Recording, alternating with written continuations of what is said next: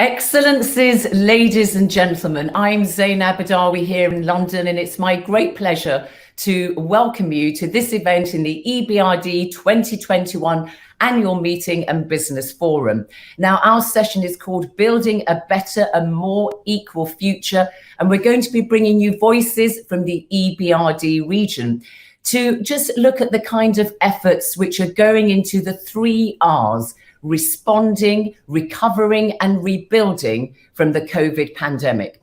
Now, we know that there's no corner on earth that's not been affected by the COVID pandemic. However, it has had a greater impact on 2 groups in society: women and young people. And this has not only set back progress, it has also exacerbated inequalities, and that's a key challenge that we want to address in this session. So we're going to be bringing together the voices of policymakers as well as entrepreneurs and members of the private sector, because it's absolutely critical that we get these 2 groups talking together, because the kind of policies and decisions which are taken now will have far-reaching effects, way into the future, and will really determine whether we really do build back better. We've heard that expression said so many times, but we're going to really try and get down to the nitty-gritty of it to find out just what we mean by that. And we're also going to be bringing you some extracts of a session which was put on by the EBRD in May and was relayed through Instagram, which was called Young Entrepreneurs: How to Survive a Pandemic. And this looked at entrepreneurs from Jordan, Montenegro, and Croatia. Absolutely vital to have their input into this. And so without further ado, let us hear from our first speaker. And it's wonderful to have you with us, the Prime Minister of Serbia, Ana Brnabić. And indeed, Prime Minister, you're the first woman to hold this post. You've been in it since 2017, but you come with experience in government, because prior to that, you were Minister of Public Administration and Local Self-Government. But you're economics, Prime Minister, because you were President of the National Alliance for Local Economic Development. So I wonder if you would be so kind as to share with us the kind of vision that you're all working on in Serbia, because your country has been really hard hit, let's be honest, in the last 15 months. And we'd like to know what kind of basic principles and policies are guiding your response to ensure that you have an inclusive set of packages when you're dealing with fallout from the COVID pandemic. So, Prime Minister.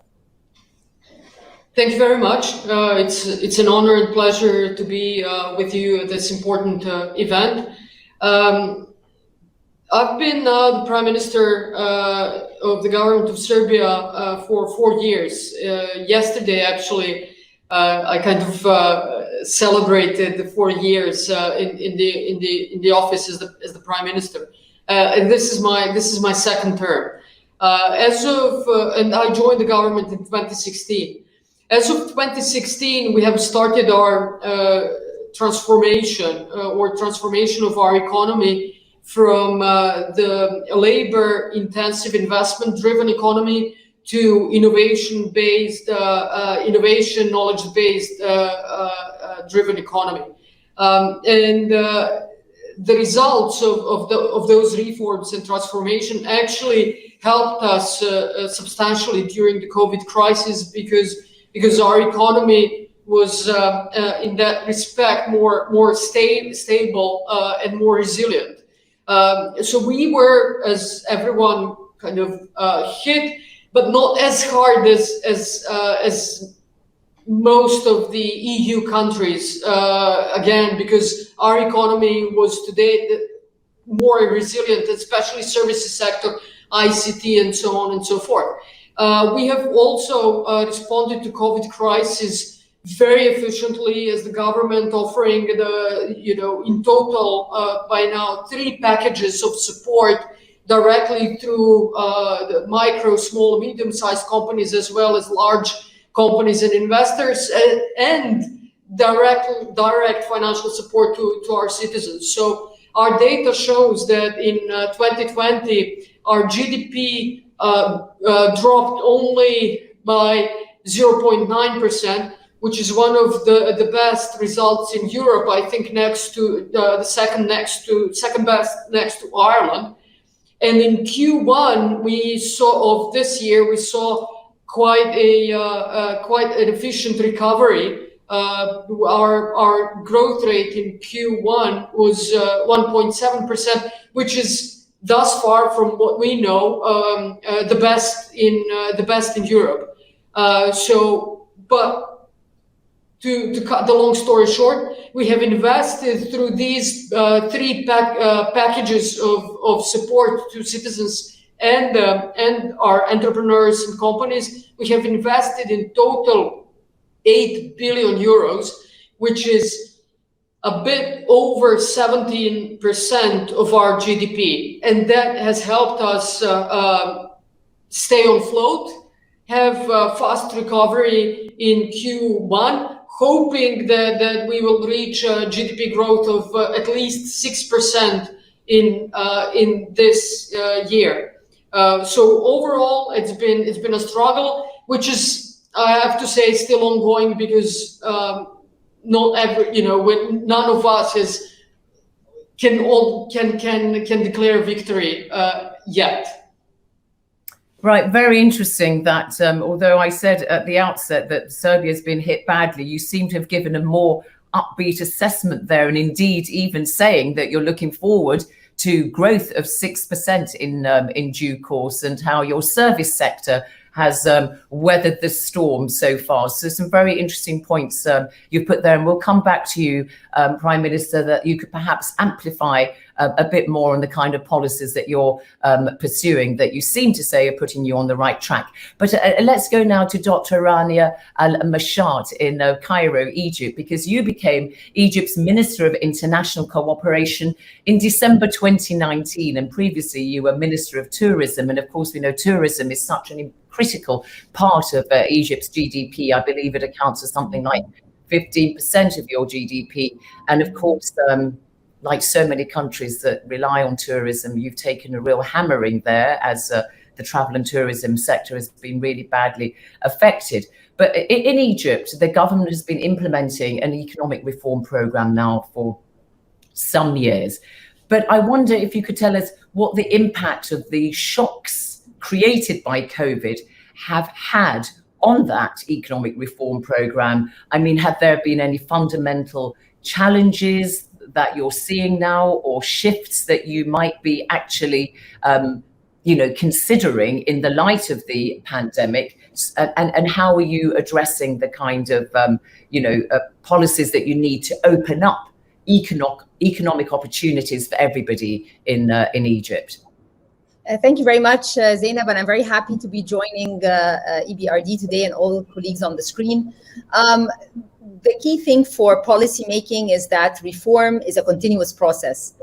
You reform in good times to be able to mitigate shocks in downturns, and during downturns you innovate to reform more. In our case, between 2016 and 2019, there was a very ambitious reform program that was undertaken, homegrown. It had monetary fiscal policy reforms as well as structural reforms.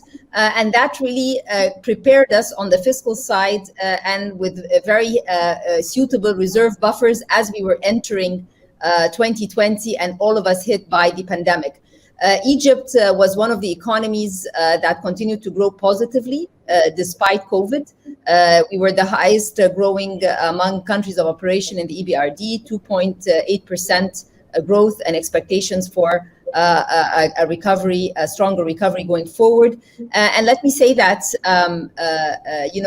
when the pandemic hit, our motto was we protecting citizens from the virus as much as possible. We providing liquidity to firms as well as to consumers for the economic cycle to continue. And we also progress by designing and implementing more structural reforms. And this is what happened. The country was not derailed by the pandemic. On the contrary, we have a second wave of structural reforms that tackle topics that you mentioned in your opening remarks, be it how are we supposed to create more jobs through more localized industrialization, a focus on manufacturing policies, opening up more to the private sector. So all of these have been the reliance on the digital landscape and making sure that there's also more private sector engagement as well as youth involvement in that. So this is one of the key. I always said at the beginning of the pandemic, the only way when things settle that countries are going to be able to distinguish themselves is that they continue their reform program despite the downturn that happened. And let me just conclude by saying, there have been a host of different projects that Egypt implemented before 2020. And these were really designed to push the potential of the economy to be able to create more jobs. And this was across the board, be it in infrastructure, housing, health, education, social solidarity programs. And all of these programs and all of these projects were not interrupted by COVID. We did not have a full lockdown. This created the momentum, continue momentum within the economy, and also an ability to scale up when it came to providing unemployment benefits for many of workers and so forth. So anyways, reform is a continuous process, and we are marching ahead to make sure that we do not lose the gains of the past. On the contrary, we build going forward. Thank you very much indeed, Dr. Rania Al-Mashat. I mean, it's good to hear, of course, that your structural reforms and so on have not been derailed by the COVID pandemic. And I suppose, obviously, Egypt on the continent of Africa has not been as badly affected as Europe because of the COVID pandemic. I mean, the deaths in the whole of the continent are about 130,000, 5 million cases, which when you look at what's happening in Europe, you can see that the figures are much lower. But you mentioned jobs there. And of course, jobs for young people is a major challenge for governments such as yours in Egypt. So let's just take a pause from our panel here and let's bring you an excerpt from that session that I told you had taken place a month ago, organized by the EBRD, which through Instagram, which is looking at the importance of bringing different sources of support for young entrepreneurs. And we're going to hear now from Mr. Ivan Mvos, who is the Croatian founder and CEO of a tech firm called Include, and that specializes in smart benches. So if we could have that clip, please.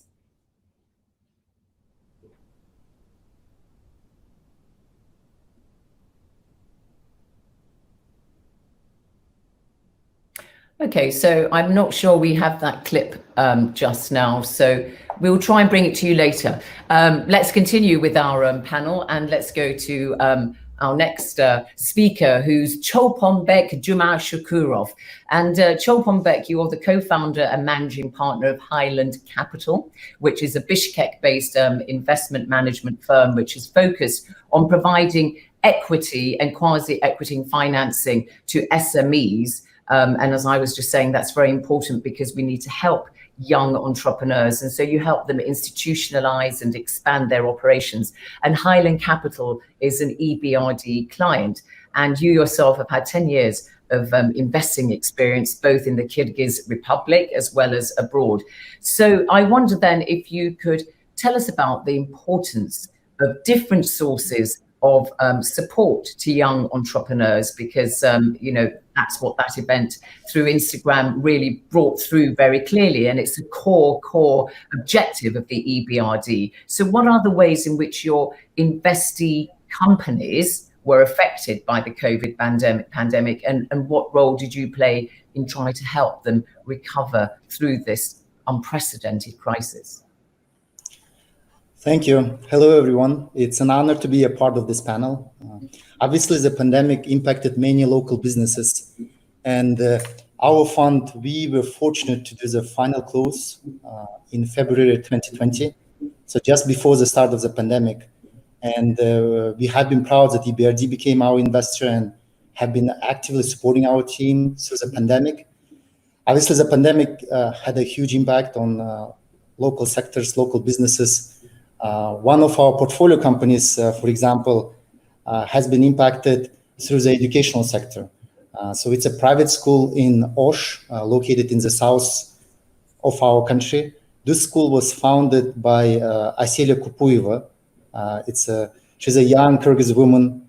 She has had an amazing career before she came back to Kyrgyzstan. She was the first Kyrgyz who attended US MBA program, and she was first Kyrgyz who worked at McKinsey in Chicago office. And after having a really good career outside, she decided to come back to her native town, Osh, and start a progressive school there. And this was one of our investments. She and her family has built a new modern school, but they lacked extra financing to finish it. And we provided this financing in 2019. So the school started operating in October 2019. However, unfortunately, the pandemic came in 2020, and the school and Aselia and her team, they ran into some challenges. So actually, they had to stop the school and went into remote. They had to waive fees for a couple months, April and May last year. And however, in spite of these challenges, Aselia and her team, they weren't discouraged. They used this crisis to actually start something new. They started a new online educational platform. They started filming lessons and publishing them, and our fund supported them by providing some technical assistance to help launch their website. And now, after a year, so the school is back operating offline. Their first building is already full, and they're starting to work on the second building. And at the same time, they already have also the online educational platform. I think it's a good example of how the pandemic affected a local company, but the company was able to withstand it and develop through it with the help of our fund and organizations like EBRD. But overall, I think the biggest impact of the pandemic has been an acceleration in the development of online technologies and in the adoption of, I think, different parts of the community of those online technologies. And we have seen it in our other parts of the portfolio. For example, we have another construction company where we invested. It's run by 4 young men who are very ambitious and who bring innovative methods to construction business. Unfortunately, last year during the pandemic, their sales declined, and together we were brainstorming how we can help them and how we can develop sales. So we provided some technical assistance to their marketing and sales office. We focused on hiring one of the best digital marketing teams in our country, and they helped the company in their online marketing and positioning. And surprisingly, we found some new leads from unexpected sources. So the company started receiving sales leads from Kyrgyz migrants in faraway US and Europe. So the digital marketing initiatives helped the company reach those migrants. And actually, it turned out to be that the pandemic led to additional source of leads. So again, I think this is an example of another way how the pandemic is sort of leading companies to finding new ways. But obviously, it's not easy. And the companies are struggling, but they're finding some new ways to develop. Very interesting. So the pandemic is actually encouraging innovation and bringing in some kind of creativity to this particular part of the economy and business sector. Very interesting. So we'll come back to you shortly. I'm hoping we can bring you those clips, but I'm not sure when we can bring them. And we're going to go to our next panelist, and that's Barbara Rambusek from the EBRD, where you're Director General and Director of Gender and Economic Inclusion. And you lead the EBRD's project and policy programs on economic inclusion right across all of the bank sectors and regions of operation. And you've been at the EBRD since 2012. So obviously multilateral development banks, international financial institutions have got a very, very important role to play as part of the global and regional and national responses, which will assist the kind of longer term recovery that we're all looking for. So just give us an idea of how the EBRD has been supporting its clients and its countries of operations to try to, in particular, counteract the rise of inequalities that I mentioned at the outset. Thanks, Barbara. Thank you very much, Zeynep, and I'm really delighted to be here today on this panel. I think as an MDB, as a multilateral development organization, the EBRD has a range of different tools that we can deploy in order to support our countries of operations, to support our clients, and ultimately support the people across our regions in order to weather this crisis and get through it without inequalities expanding and deteriorating even further. So what are these tools? First of all, of course, we are a bank. We can leverage finance. We do have a solidarity package where we are investing over 21 billion euros in financing primarily the private sector across our region, from industry and commerce, agriculture, infrastructure investments. But very importantly, we also have a strong focus on SMEs in this context. And we have heard from other speakers already that particularly the SME sector has been hit substantially. In fact, in Bosnia and Herzegovina, for example, we see that almost 70% of micro enterprises and around 60% of SMEs have reported cash flow challenges as a result of the crisis. So we can support SMEs through financing. We have large SME programs, particularly also focusing on women in business, where we work with over 50 financial institutions across 24 countries, and impacting so far about 90,000 women entrepreneurs across our region. So that's one of the areas. The second one, very importantly then, is also to support businesses in terms of capacity building, know-how, and what to do basically in this crisis. When we look at SMEs, this is all about advisory support. They very often have to come up with entirely new ways of working, switching their businesses from a shop-based business to an online one, targeting different customer segments. So we have provided advisory and mentoring support in this context, put in place an online crisis mentoring system, e-learning programs, and know-how academy. In Uzbekistan, we particularly supported businesses to digitalize their operations. So we've really sort of stepped out and worked directly hand in glove with the SMEs. But also larger corporates, as we know, have faced substantial challenges, particularly when it comes to their workforce, diverse workforce management, who to keep, how to keep them, how to reskill, upskill people, particularly those companies that actually increased their operations because their services were more in demand, but also those that had to downscale, sometimes temporarily. They didn't quite know for how long. So there was a lot of support that we could provide there. And then, of course, also on infrastructure clients to make sure that the infrastructure design and operation remains inclusive and creates better access also to transport connections, to ICT connectivity. So basically, MDBs can support or can become a sort of crisis lending mechanism, but also almost like an R&D branch of inclusive finance. But then we've also taken that further and looked at how can we leverage our engagement that we have with the private sector, with policy partners, to support inclusive policy reforms. Across the Western Balkans, we've been partnering up with the ILO to support countries there to look at inclusive labor market reforms, to safeguard jobs, to safeguard livelihoods.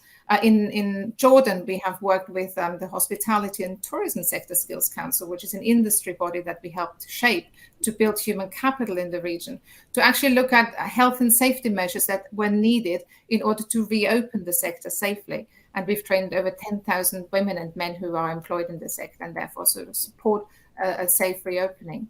And then the last point really is about partnerships and the convening power that EBRD and also other MDBs have, about really bringing together actors from different realms, policymakers, investors, public-private sector, but also people like or organizations such as the European Training Foundation, the UN Women, ILO, in order to jointly achieve impact that we couldn't have done. And here I would actually in particular like to congratulate Minister Al-Mashat, who I think just yesterday launched her book on the importance of stakeholder engagement through economic diplomacy, and I think makes exactly that point, which I think is very important. Thank you, Barbara. Well, you've all been very busy at the EBRD, haven't you? I mean, very interesting to hear all the range of programs that you've been having and just emphasizing the importance that kind of tripartite alliance, the private sector, the public sector, and also the multilateral development, financial institutions and so on, all working together with this common vision. Very good to hear that. So now let's go to that clip and hear from a young entrepreneur from that event that was held last May by the EBRD on Instagram, because it's good to hear about the voices of the people who are actually, feeling the impact of the kind of policies that we're talking about. So let's hear that clip. Even during 6 months period when our salespeople couldn't go on meetings, and we did have some sales, but it wasn't significant. We were not really worrying at that moment about the I don't know, paying the salaries or running the company, because we had really a lot of capital from the investment rounds. That was spent, and we are now really running it a bit lower than it was last year. But yeah, I would say that the capital is one of the most important supports you need to have at that moment. And then obviously a lot of different types of supports, both the professional and the personal. I would say that you need to have, first of all, the support from your team, your employees, because they really need, at least they need to believe in you and the company, and that everything will work out fine and things will keep going and the company will keep running. That's probably the most important thing. And then obviously if you have shareholders or investors, you need to have support from them. They need to understand the ideas and the objectives that you want to actually achieve during the crisis, and maybe they can help you not only from the financial perspective, but maybe they can help you with some kind of advice, especially if they already previously experienced different types of crisis, not necessarily the COVID one. So yeah, the support can really come in different shapes and from different people. So, and then obviously one important thing is you as a CEO or the person who is running the business, you also need to provide support to other people, because other people need your support, and especially your employees, and you need to show. Well, I feel that I'm too young to talk about it. Maybe I don't understand it completely, but you need to show some kind of compassion with people and understand their maybe private situation also. Maybe somebody in their family lost a job because of the COVID, and it's really hard for them on the current job to completely focus on what their daily tasks and what they need to do. So yeah, it's probably mutual support from both sides, I would say.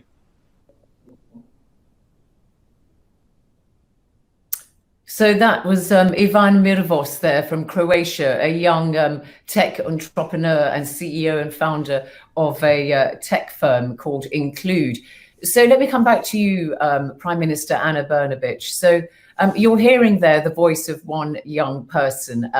And, you know, a key focus for all governments, of course, is to ensure that young people do have quality employment and quality jobs, either through the public sector or young entrepreneurs, as we've just heard there. So maybe give us an idea of what you would like to see at both the sort of national, regional and international level to really ensure that we have an inclusive recovery that includes young entrepreneurs and women as well. You know, what because these are people who are typically left on the fringes. So what are you doing to ensure that they are not left behind as Serbia tries to recover?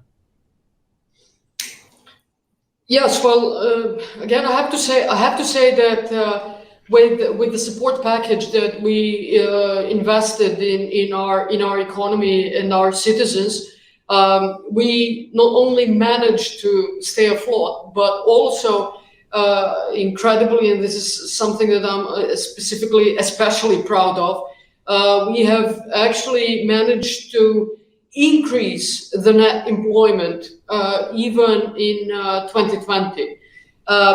Again, I think this is largely due to two things. One is obviously the well-designed and efficiently implemented support package. And secondly, it is really the result of all of the reforms that we have pushed through and are still implementing for our economy to innovation-based, knowledge-driven economy. And that is basically my answer to your question. I think the most important thing is education. It's investing in education, reforming the education in order to build the skill set needed for 21st century and jobs of the future.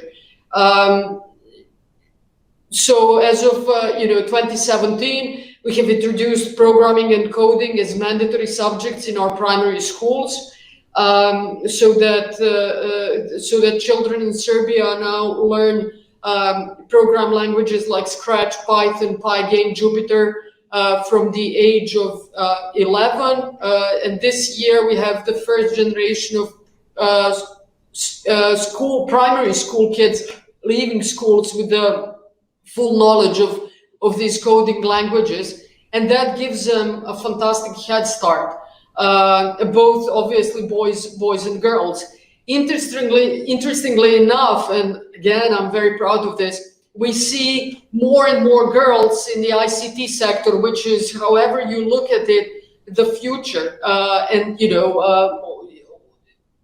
With all of the reforms and changes that are happening worldwide, digital in government services, digital in education, digital in healthcare. It's all going to be about that skill set, and we see more and more girls enrolling to tech schools and tech faculties. So again, they're better equipped for the challenges of the future. The second thing is broadband. I think overall, and I participated in a fantastic panel discussion with the World Economic Forum.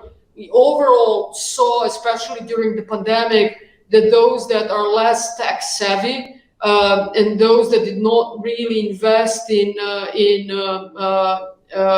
broadband infrastructure, both those countries and within the countries, people who are on the fringes in that respect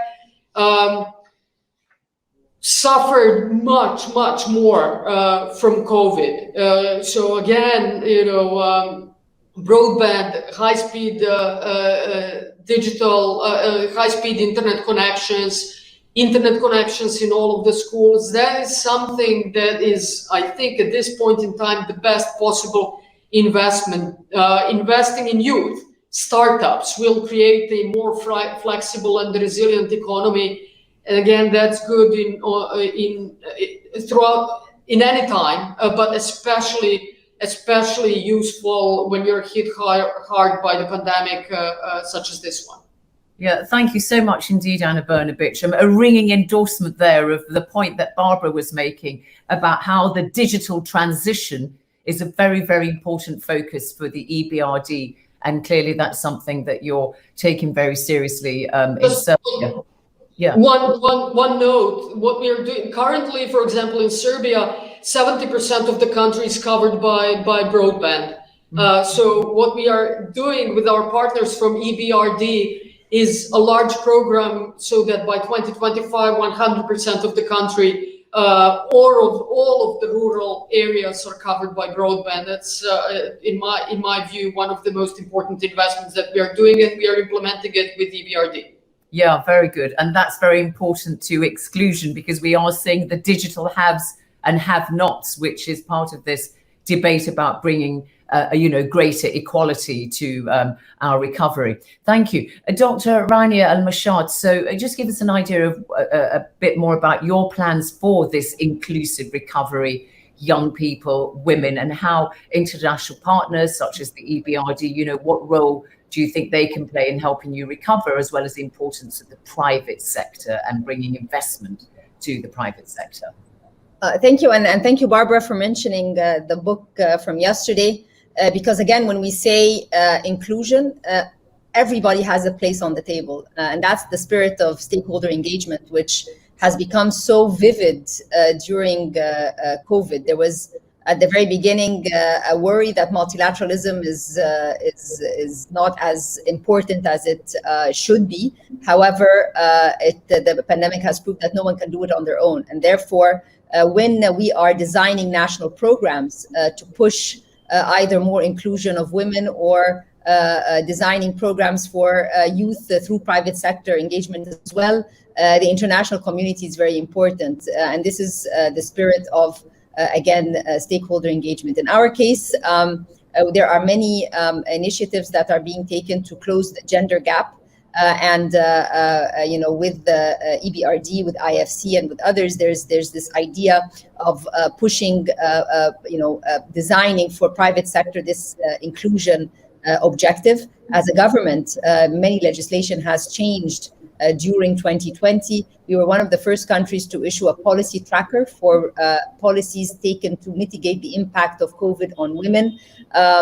We also launched with the World Economic Forum Closing the Gender Gap Accelerator, which again has, it's a public-private collaboration platform where, giving technical skills to women for after COVID when it comes to digital skills, trying to put more women in leadership positions and so forth. So we are very aware of the importance of pushing the gender agenda, not just because, it's a good statistic, but given that participation of women is very macro critical and it increases, research shows that if you have parity, GDP in Egypt goes up by 34%, and that's not a small number. When it comes to youth, we have, or entrepreneurship and startups, in 2017, the government has put, public money into a company to push that ecosystem and actually take bets on startups, digital startups particularly. And even though it's public money, the board is very independent and they take their own decisions. And we see the amount of innovation that takes place there, and we're trying to push that landscape even further. So the international community, through its calls for increased emphasis on digital, on youth, on women, designing technical assistance programs, creating abilities, creating synergies among themselves to push this agenda is something which is very important. You mentioned the private sector, and we all need to be a little bit innovative when we talk about this concept of blended finance. How do we do it? Today, we see a lot of the private sector putting ESG principles as a priority. Governments and countries that want to attract investments and private investments today need to create a compelling case. And you create a compelling case by being very clear what you mean by the green recovery. What are you doing to actually create, put policies that take environmental aspects into account. So all of this, and that's why when, the exercise that was shown yesterday through the book is that we took our portfolio of development finance with development partners and mapped it to the SDGs. That is to show that each and every dollar that comes into the country through our multilateral and bilateral partners has impact, and therefore there is scope for private sector to come as well and participate in these impact investment portfolios. So, the agenda is full of opportunities. I don't want to call them challenges. Everybody can do the role, and I think all of us are speaking the same narrative, and that's very, very important. And we have shown in 2020 that a lot of these words come into practice and can be operationalized and implemented, and we just want to build on that momentum going forward.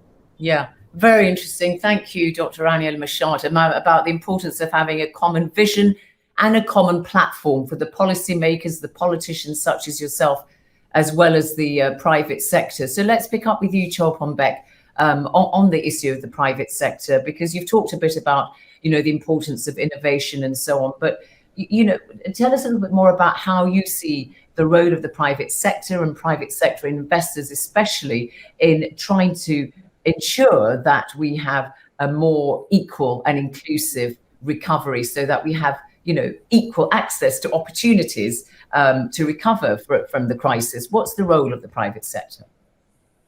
Yeah, in my opinion, it's an opportunity. And I agree with the fellow speakers that instead of looking at it as a challenge, it can be an opportunity, and especially for the private sector and especially for the capital providers of the private sector. So I think the private sector investors, they should step up their efforts to support local companies. Usually during the crisis, private companies, they tend to reduce their activities and exposures due to increased risks. But I think if you're smart and wise, this may actually represent an opportunity. Obviously, it's not easy. Last year, our fund tried to be more proactive in looking at some of the opportunities and deals. I think we did a good job of researching and identifying opportunities in tourism sector. In Kyrgyzstan, the tourism represents a big export sector. And unfortunately, during the pandemic, the tourism obviously stopped. Many hotels suffered a lot. We looked at different hotel opportunities.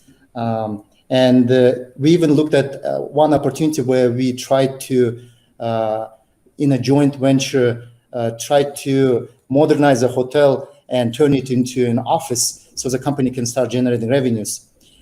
However, it's not easy. So for different reasons, we couldn't complete some of the deals, but definitely there are some opportunities, exciting possibilities in different sectors.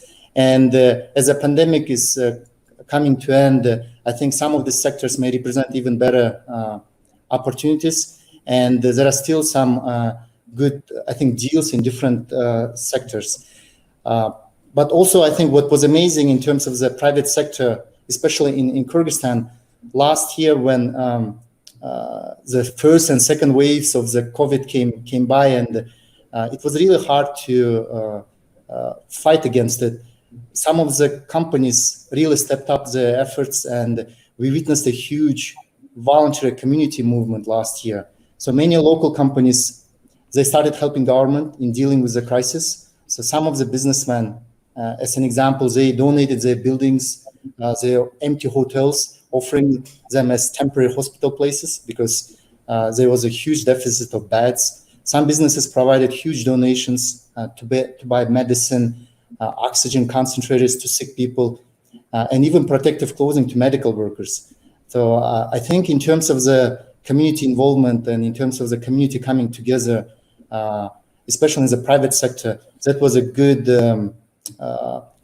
good initiative and a good test for the whole community last year. Do you think that will stay, Chulpenbek, that kind of sentiment, that there will be a greater drive for social responsibility within the private sector? We heard the minister from Egypt refer to that. Yeah, definitely. I think as we are realizing what are the challenges of the pandemic, and that it's not easy for the government alone to deal with it, and we have to all come together. And this type of test, I think, shows potential for coming together. And last year, we saw some of the businesses which did not participate in the community involvement actually realizing that it is important, and it is important to bring together all the efforts. And even now, some of the initiatives beyond the pandemic, some of the businesses are participating and helping the community. Interesting. Let me pick that up with you straight away, Barbara from the EBRD, because clearly, Chulpenbek, they're talking about how the pandemic has perhaps helped to transform the debate about the role of the private sector, working with governments and this community kind of spirit. So, I mean, in the early days of the pandemic, the EBRD talked about, incorporating a more inclusive lens and, gender response in its policies and how, we try to recover from the pandemic. So do you think that there are lessons learned from this pandemic which we can use going forward to either deal with future crises or just to embed them into the way, our thinking goes in this kind of area? Thank you very much. And yes, I think we are really beginning to learn lessons, which hopefully will put us in a better stead to respond to future crises, which inevitably, I'm sure, will happen. I think one of the key lessons that we did learn is at the start of the pandemic, there was often a sort of talk of, we do a gender neutral response and we're all affected in the same way. I think we have learned that this isn't quite the case. I think different people are affected in different ways. We actually see that the wealthy actually have become more wealthy during this crisis, whilst low earners have lost out, and they have very often seen their human capital, their skills deteriorate, and certainly their livelihoods substantially challenged. We've also seen that the types of jobs that are typically held by women are almost twice as likely to be affected by the crisis. This is because they are clustered in certain sectors, but nonetheless, young people, we've heard the stories already from the previous speakers. I think we know that their education has been interrupted, and this very difficult transition from school into jobs is now even more difficult. But also it's taken a sort of scarring effect, where young people really have also seen their mental health affected. According to the ILO, 50% of young people under 29 are now subject to anxiety and depression. So that's something that really has skyrocketed and will leave us with a legacy for years, decades to come. We've seen impact across regions, but also people with disabilities are being affected with this sort of mode to online working, not really working for them. So I think we have learned that it's not been the same for us. The second thing we've learned is that also in times of crisis, people tend to revert to more traditional social norms and ways of doing things. If we look at gender in particular, women are more likely to drop out of the labor market or reduce their hours. And very interestingly, even in households where women are the primary earners, they continue to shoulder the bulk of the unpaid care responsibilities. So, you know, we see that this trend is clearly there, has also impacted on resurgence of anti-LGBTI views in many of our countries. A third point I think that is very important is that we've begun to see that crises don't happen in isolation. You know, we have this health crisis, but it actually overlays other challenges and also opportunities that exist in relation to climate change, in relation to digitalization, regional disparities, demographic changes that we're seeing, fragility. So automation is advancing faster now because of the drop in labor or because of the labor shortages that we see in certain sectors. But we also see longer term trends accelerated because of online shopping, for example, that really changes the retail sector substantially. So when we think about a crisis response, we need to think about all these things and how they come together and how we can, in a way, come up with responses that help us address those. So it's not just about resilience strategies in relation to economy and businesses and livelihoods, but we need to look at the human capital. And I think that's a point that we've heard from various speakers before already. It's about skills, it's about ICT skills, it's about the connectivity that we're creating, it's about getting girls into STEM jobs. And it's really about building that human capital, both for the businesses who are only ever as good as the people that they employ, but for regions who need to stay competitive, and if they want to grow, they need to have the right people with the right skills there. But then, of course, also at an individual level in terms of lifelong learning and enabling people to upskill and reskill as they need to. But EBRD, that's exactly what we're doing, particularly as part of our new strategies going forward on equality of opportunity and gender equality. Thank you very much indeed for that very eloquent response there, and for just reminding us that no recovery is complete if it leaves women behind. And I know that you're doing a lot at the EBRD to try and ensure that there's financial inclusion for women, and that, you know, when it comes to private sector investments and so on, that there is this gender lens. So talking about women there, but of course we're also talking about young people and entrepreneurs. So let me play you another clip from that Instagram event, which was held on the 26th of May, and looking at entrepreneurship and networks. And our speaker this time is Uros Bultovic, who's the founder and president of the Union of Young Entrepreneurs of Montenegro. So let's hear what he has to say. We usually don't have support from family, you know. When young person in Montenegro wants to start a business, everybody is like scared for them, and they wanna, they have best intentions, but they don't want to support you. They want like to make you step back from the idea of you becoming and running a business, especially if you are a female. So moral support is something that is very needed, and the community now provides it for other. It was very difficult to know, to find yourself like a leader of one organization with so many young people there, and you want to help, and your organization exists because you want to help each other and stuff like that. And the crisis show you that there are times that you can do absolutely nothing except talk. We could talk, we could exchange opinions. We were there for each other, like persons to one another. So really a cry for greater support there from Uros Bultovic in Montenegro. So just in your closing remarks, all of you, let me come to you first, Ana Brnabić, Prime Minister of Serbia. I mean, talk. Young people don't want talk.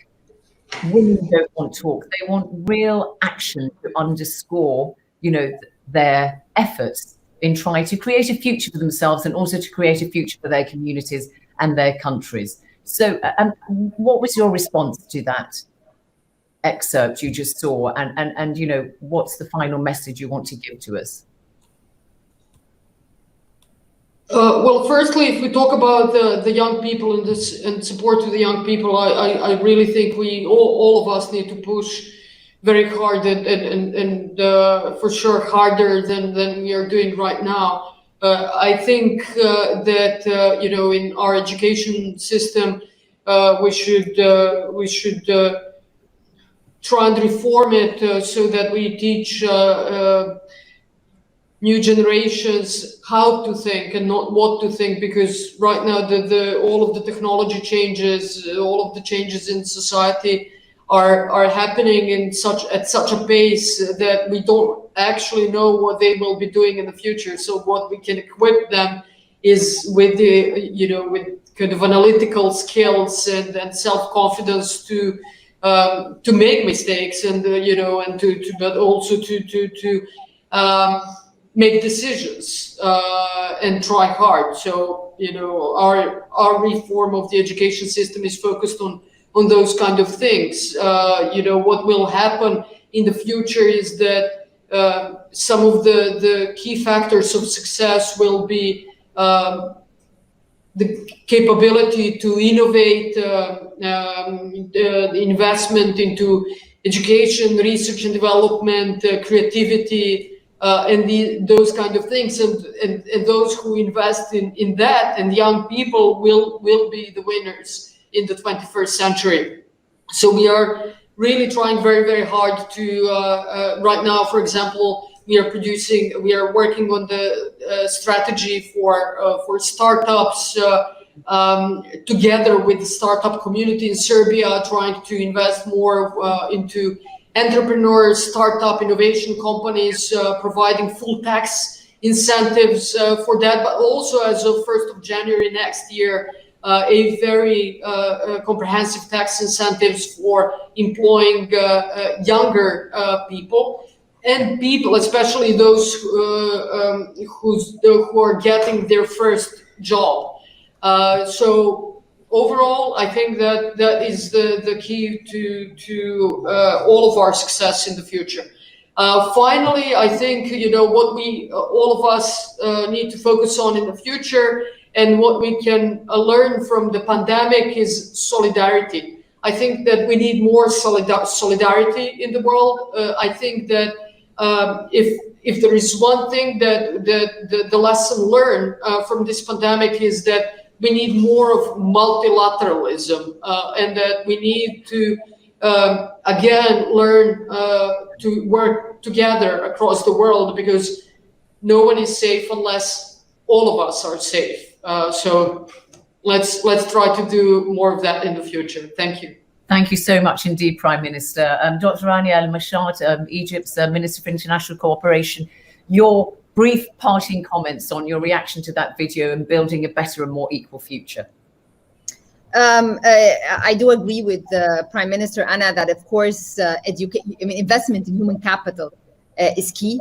The world is becoming more competitive because the resources are sort of less. And therefore, when we're designing policies, we have to put people at the core of our thinking. And that's why part of our global partnerships narrative is in that everything we do, people are at the core, projects in action, and purpose is the driver. And the purpose here, more inclusion, more opportunity.